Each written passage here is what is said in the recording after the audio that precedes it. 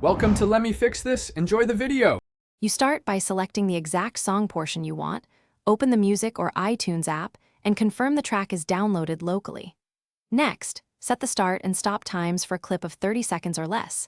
This keeps it compatible with iPhone ringtones. Once done, create an AAC version by choosing File Convert or Export and select AAC.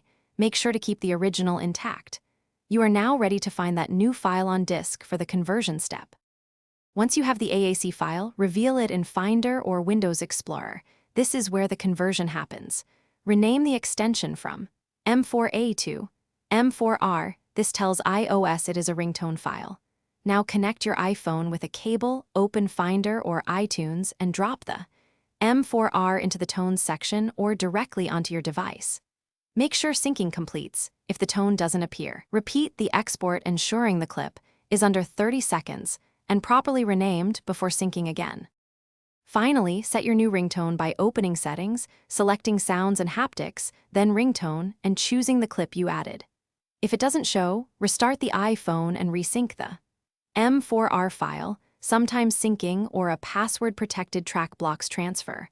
Make sure the file name uses plain characters and the clip is under the 30-second limit.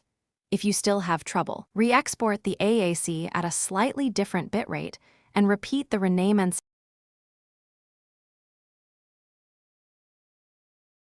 Thanks for watching. If you found this helpful, don't forget to like and subscribe.